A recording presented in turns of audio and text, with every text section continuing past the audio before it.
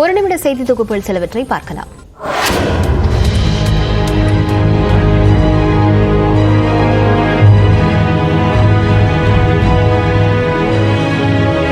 கட்டுக்கட்டாக அடுக்கி வைக்கப்பட்ட இந்த பணம் ஹைதராபாத்தில் இருந்து ஆந்திர மாநிலத்திற்கு கடத்தி வரும்போது சோதனை சாவடியில் அதிகாரிகளால் பறிமுதல் செய்யப்பட்டவை.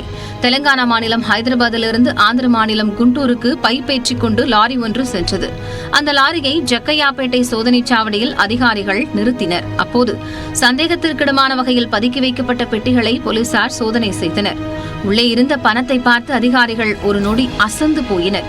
உரிய ஆவணங்களின்றி கட்டுக்கட்டாக 8 கோடியே 40 லட்சம் ரூபாய் பணத்தை அதிகாரிகள் பறிமுதல் செய்தனர்.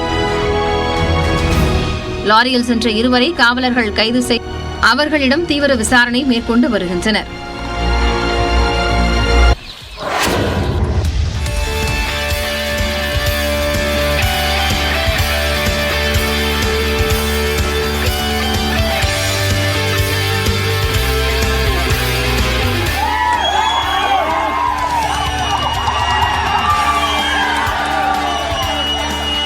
திறமைக்கு வயது ஒரு தடையில்லை என்பதை 82 வயது மூதாட்டி நிரூபித்த காட்சிதான் இது. கோவை மாவட்டம் பொள்ளாச்சி முத்துக்கவுண்டர் அவென்யூவில் வசித்து வரும் வெங்கட்ராமன் என்பவரின் மனைவி கிட்டம்மாள். இவர் பல்லடத்தில் உள்ள தனது மகள் வீட்டிற்கு செல்லும் போது பேரன்கள் உடற்பயிற்சி செய்வதைக் கண்டு தானும் உடற்பயிற்சி செய்ய ஆசைப்பட்டுள்ளார். இதையடுத்து பேரன்களுடன் சனி மற்றும் ஞாயிற்றுக்கிழமைகளில் தொடர்ச்சியாக உடற்பயிற்சியும் பளுதூக்கும் பயிற்சியும் மேற்கொண்டு வந்தார் கிட்டம்மாள். மூதாட்டியின் ஆர்வத்தைக் கண்டு வியந்த பயிற்சியாளர் சதீஷ் கோவையில் கடந்த 1ஆம் தேதி நடைபெற்ற தேசிய அளவிலான பளுதூக்கும் போட்டிக்கு அழைத்துச் சென்றுள்ளார். அங்கு பெண்களுக்கான பளுதூக்கும் பிரிவில் பங்கேற்ற கிட்டம்மாள் முதல் முயற்சியிலேயே 50 கிலோ எடையை தூக்கி 5ஆம் இடத்தை பிடித்து வெற்றி பெற்றுள்ளார்.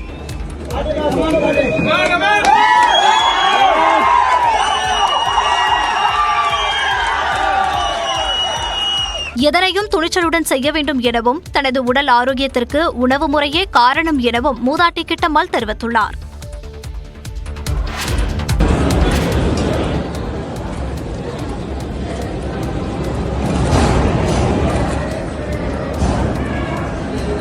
அயோத்தியில் உள்ள ராமர் கோயிலில் கேரள ஆளுநர் ஆரிஃப் முகமது கான் நெடுஞ்சான் கிடையாக விழுந்து வணங்கும் காட்சிதான் இது. அயோத்திக்கு புதன்கிழமை சென்ற கேரள ஆளுநர் ஆரிஃப் முகமது கான் பாலராமர் சிலையை மனமுருக வணங்கினார். பின்னர் செய்தியாளர்களை சந்தித்த அவர் ராமர் கோயிலில் வழிபடுவது தமக்கு பெருமை அளிப்பதாக கூறினார். கேரள அரசுடன் தொடர்ந்து மோதல் போக்கை கடைபிடித்து வந்த ஆரிஃப் முகமது கான் கடந்த ஜனவரியில் 2 முறையும் தற்போது 3வது முறையும் அயோத்தியில் சென்று வழிபாடு நடத்தியுள்ளார். அண்மையில் நிகழ்ச்சி ஒன்றில் பேசிய கேரள ஆளுநர் நமது கல்வி முறையில் வேதங்களை இணைக்க வேண்டும் என்று கூறி சர்ச்சையை ஏற்படுத்தியிருந்தார். இந்நிலையில் ஆரிஃப் முகமது கானின் அயோத்தி பயணம் மீண்டும் பேசுபொருளாகியுள்ளது.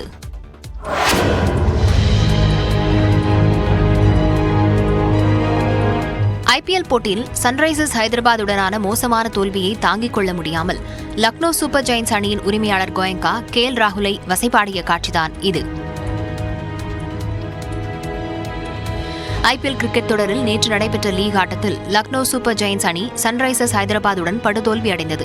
இதனால் பிளே ஆஃப் சுற்றுக்கு செல்வதற்கான வாய்ப்பில் லக்னோ அணிக்கு பின்னடைவு ஏற்பட்டது. இந்நிலையில் போட்டி முடிந்தவுடன் களத்திலேயே லக்னோ சூப்பர் ஜெயின்ஸ் உரிமையாளர் கோயங்கா அணியின் கேப்டன் ராகுலை வசைபாடினார். இந்த காட்சி அங்கிருந்த கேமராக்களில் பதிவானது.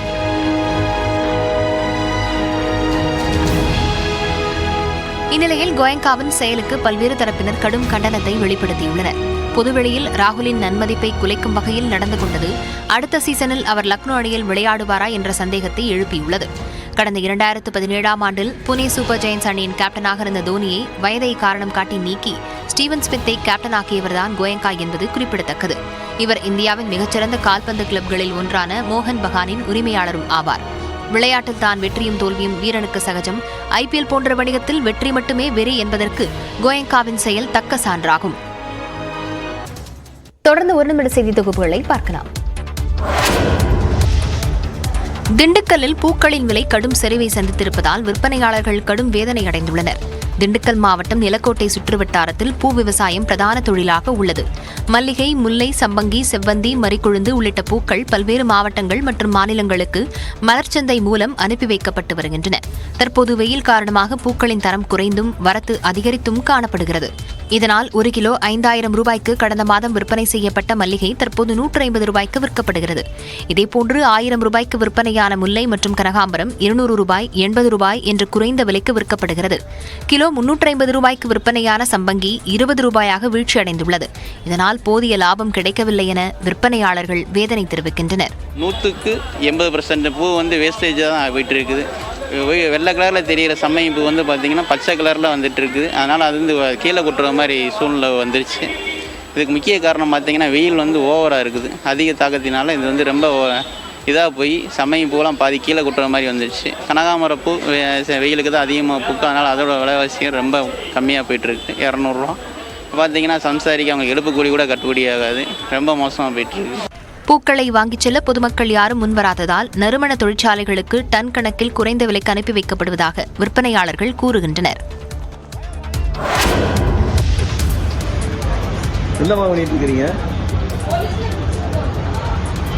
ஏமாத்திட்டு இருக்கிறீங்களா? வயிற்றுல துணியை வச்சு ஏமாத்திட்டு இருக்கிறீங்க நீங்க. திருப்பூர் பேருந்து நிலையத்தில் கர்ப்பிணி போல வேடமிட்டு ஏமாற்று வேலையில் ஈடுபட்ட வடமாநில பெண் கையும் களவுமாக சிக்கினார். திருப்பூர் மத்திய பேருந்து நிலையத்தில் பொதுமக்களிடம் பணம் பறிக்க பல விதங்களில் மோசடி நிகழ்வதாக புகார்கள் எழுந்து வருகின்றன.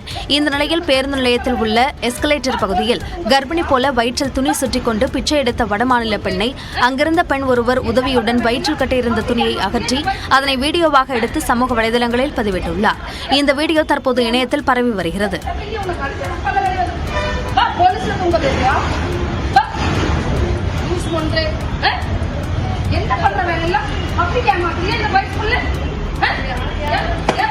இதுபோன்ற பணம் பறிக்கும் நபர்களை கண்டறிந்து காவல்துறையினர் கண்காணித்து நடவடிக்கை எடுக்க வேண்டும் என்று பொதுமக்கள் கோரிக்கை விடுத்துள்ளனர்.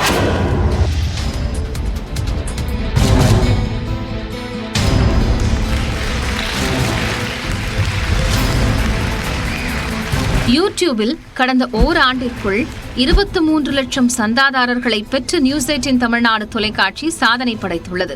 நியூஸ் 18 தமிழ்நாடு தொலைக்காட்சி தொடங்கப்பட்டு 8 ஆண்டுகள் ஆகும் நிலையில் இளம் தலைமுறையினர் அதிகம் நாடும் இணையத்திலும் தடம் பதித்து புதிய சாதனைகளுடன் வெற்றி பயணத்தை தொடர்கிறது.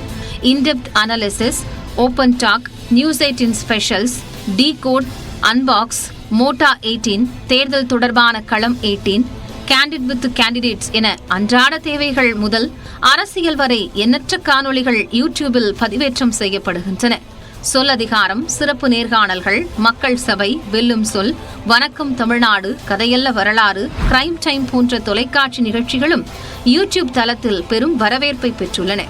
இதன் பலனாக கடந்த ஓராண்டில் யூடியூப் தளத்தில் நியூஸ் 18 தமிழ்நாடு தொலைக்காட்சியின் சந்தாதாரர்களின் எண்ணிக்கை ஜெட் வேகத்தில் உயர்ந்துள்ளது. கடந்த ஆண்டு மே மாதம் 9ஆம் தேதி நியூஸ் 18 தமிழ்நாடு தொலைக்காட்சியின் யூடியூப் சேனலுக்கு 20,70,000 சந்தாதாரர்கள் இருந்தனர். இந்நிலையில் குறுகிய காலமான ஓராண்டிற்குள் கூடுதலாக 23 லட்சம் பேரின் நம்பிக்கை மற்றும் நன்மதிப்பை பெற்ற நியூஸ் 18 தமிழ்நாடு தொலைக்காட்சியின் யூடியூப் பக்கம் 50 லட்சம் சந்தாதாரர்களை கடந்து சாதனை படைத்துள்ளது. நேயர்களின் ஒத்துழைப்பின்றி இந்த சாதனை சாத்தியமில்லை என்பதால் தொடர்ந்து ஆதரவளித்து வரும் பொதுமக்களுக்கு நியூஸ் 18 தமிழ்நாடு நெஞ்சார்ந்த நன்றிகளை தெரிவித்துக் கொள்கிறது.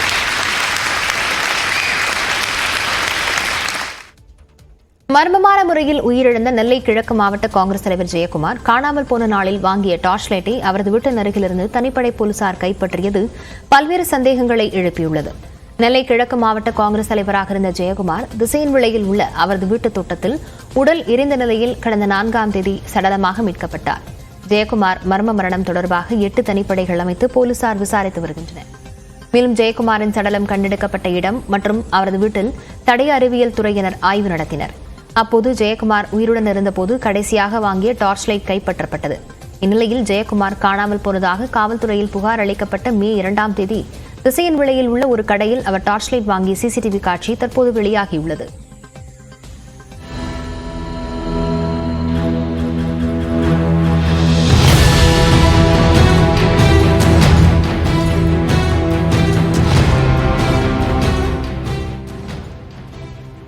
இதுகுறித்து கடைக்காரரிடம் காவல்துறையினர் நடத்திய விசாரணையில் ஜெயக்குமார் டார்ச் லைட் வாங்கியது உறுதி செய்யப்பட்டது. மே 2ஆம் தேதி இரவு கடைக்கு சென்றவர் வீடு திரும்பவில்லை என புகார் அளிக்கப்பட்ட நிலையில் ஜெயக்குமாரின் வீடு மற்றும் தோட்டத்தில் நடத்திய சோதனையில் டார்ச் லைட் கண்டுபிடிக்கப்பட்டது பல்வேறு சந்தேகங்களை ஏற்படுத்தியுள்ளது.